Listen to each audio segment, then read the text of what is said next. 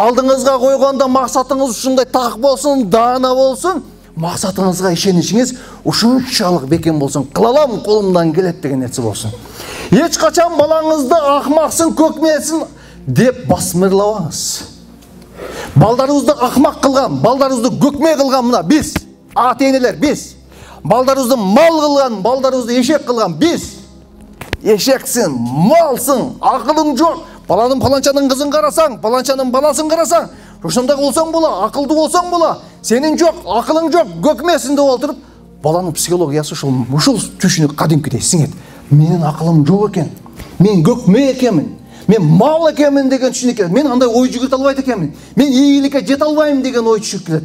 Акылдуу данышман апа, акылдуу данышман эне эмне деп тарбиялады? Батырым, акылдуум, естүүм, эл багарым, журт багарым. Келечекте сен бизди багасың. Келечекте кыргыз элин багасың. Келечекте кыргыз элин куткаруучу сенсиң. Балага дем берген апалар, балага дем берген биз бири-бирибизге дем берсек, жаш балаңызга ушундай дем берсеңиз, жаштыгыбыздан балдарга ушундай дем берсек, мына жаштар тоону көмтөрөт. Эгерде дем берип турсак, туура тарбия берсек, ишеним берсек, максат койгонго жардам берсек, качанда өзүңүз кыла албай, өзүңүз жете албай калган анча-мунча майда бурат максаттарга ушу кээде биз ушундайбыз. Өзүбүз жете албай калган майда бурат жеңиштерге жете албай калган ушу балдарыбызды, кыздарыбызды мажбурлап ушундай болосун, мондай болосун. Өзүң сени максатың мондой төмөн, могу жаштардын максаты аябай бийик, аябай жогору. Буларды көтөрмөлөшүбүз керек, баркташыбыз керек, даңкташыбыз керек.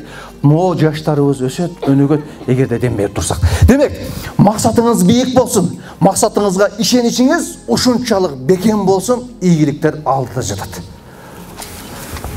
Максат кое баштадыкпы? Өкүнүчтүүсү көп адам максатсыз жашайт. Көп адам максатсыз жашайт. Жөн эле. Элге окшоп эле кирип чыкты. Эл үй салды, мен да үй салышым керек. Эл машина алды, мен да машина алышым керек.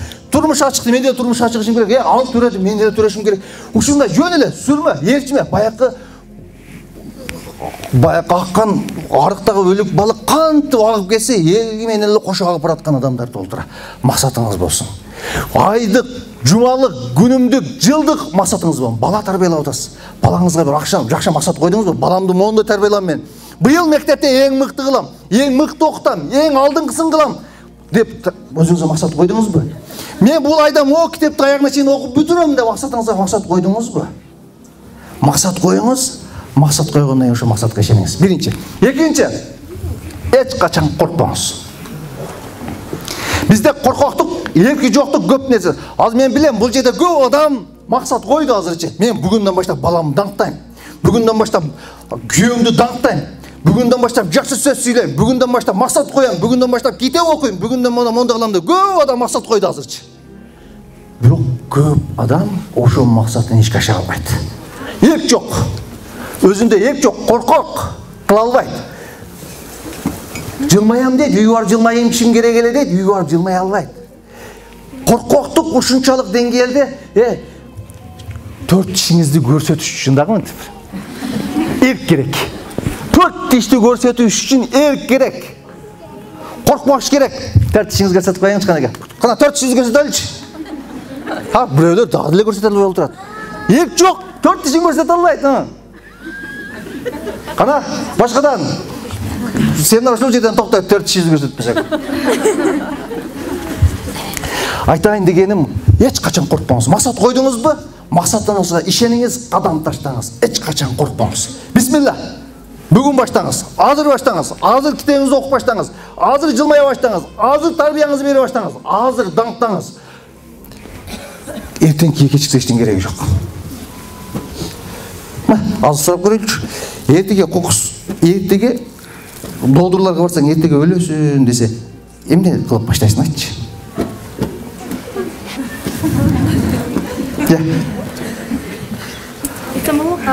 Азыркы кылып аткан ишимди эле уланта берем. Кылып аткан ишиңди улантасың. Мисалы? Намазымды. Намазды окуйсуң, азаматсың. Дагы? Ибадатын бекем кылабыз. Дагы? Кечирим сурайбыз. Ата-энебизден кечирим сурайбыз. Дагы? Садака беребиз. Дагы?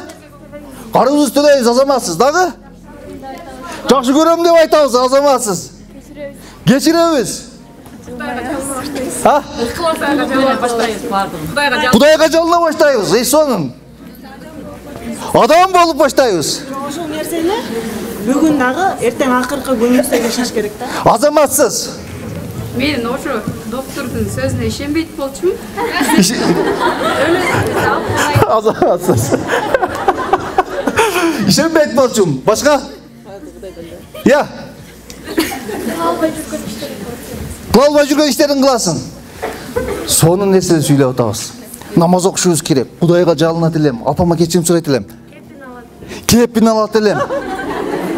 Карыздарымды төлөйт элем, жакшылыкты кылат элем, жылмаят элем, күлөт элем, балдарымды кучактайт элем, чекесинен өбөт элем.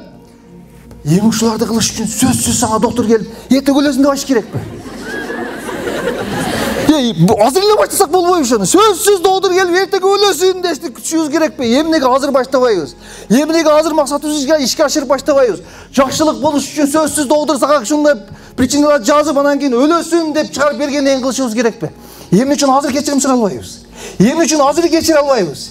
Эмне үчүн азыр жакшы көрөм деп айта албайбыз? Эмне үчүн азыр балаңыздын чекесин өбө албайсыз? Эмне үчүн азыр күйөөңүздү сизди жакшы көрөм деп айта албайсыз? Эмне үчүн аялыңызды азыр жакшы көрөм деп айта албайсыз? Эмне үчүн апаңыздан кечирим сурай албайсыз? Эмне үчүн бүгүн азыр апаңыздан жакшы көрөм деп айта албайсыз? Эмнеге? Эмне тосуп атат? Эртең жетишем колумдан келет.